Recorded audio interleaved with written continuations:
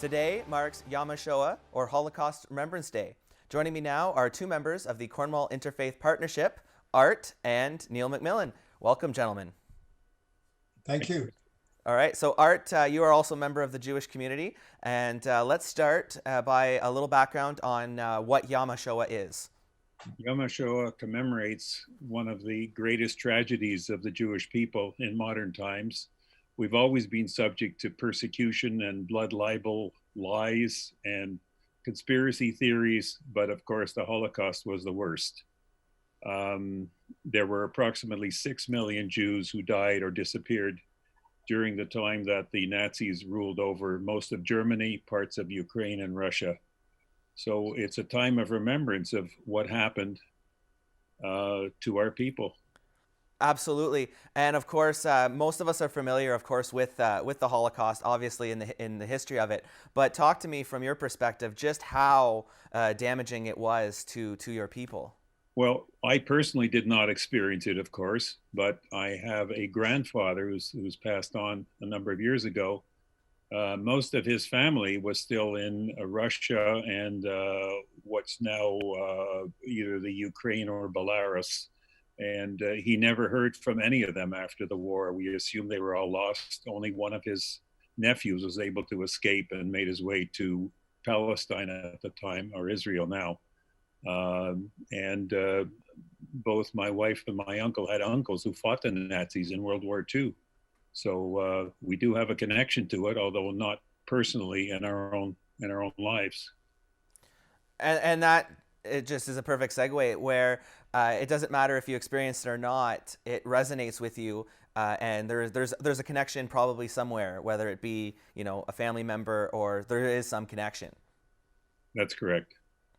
All right, so Neil, obviously the Cornwall Interfaith Partnership has been commemorating haShoah yearly for the past several years. So why don't you talk to me a little bit about the history of your activities within the partnership? Well, yeah, the Cornwall Interfaith Partnership began in 2010 with the encouragement of an organization at the time called Canadian Interfaith Partnership.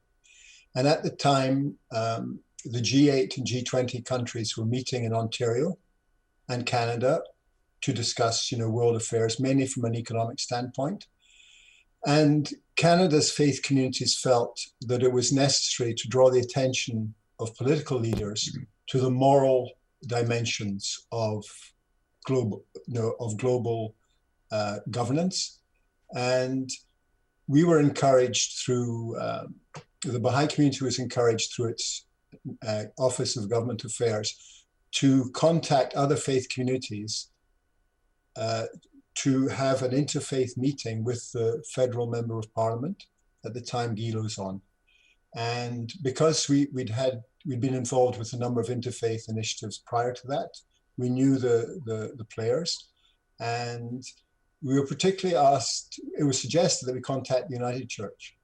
And we contacted the minister, Reverend Donald Wackenschwanz, and he was all for it. So Knox St. Paul's United Church in Cornwall hosted the first meeting with the MP, which went very well.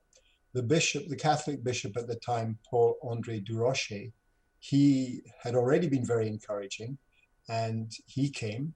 And so it got off to a very good start. And the people who participated in that first meeting, I wasn't there, I was actually out of the country, but they enjoyed it so much that they decided to continue.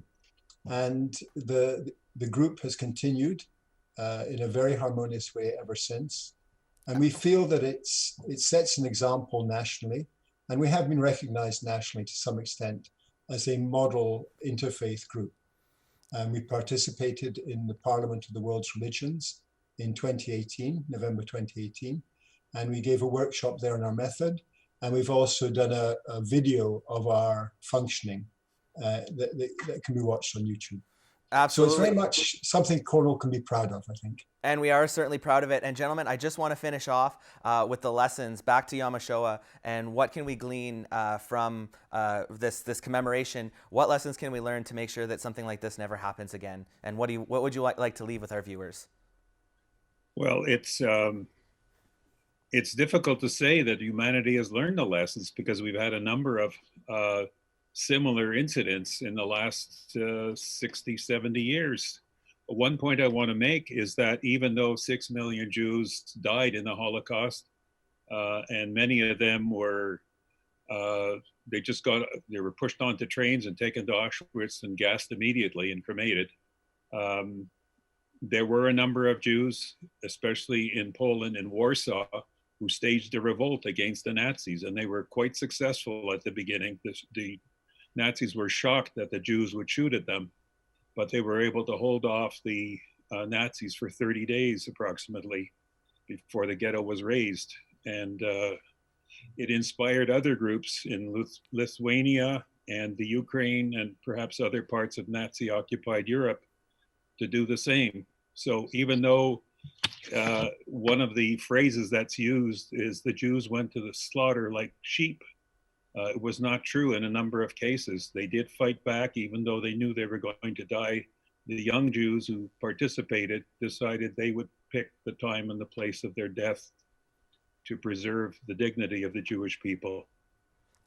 And I think that's a perfect note to end on, just the heroism that did come out of it. Of course, there's so many tales of heroism, both within the Jewish community standing against the Nazis, as you said, and of course, communities that rallied to help them. So on that note, gentlemen, I'd like to thank you so much for joining me and enlightening our viewers. And today we do remember those 6 million, and we will remember them. Thank you. Thank you, Gabriel.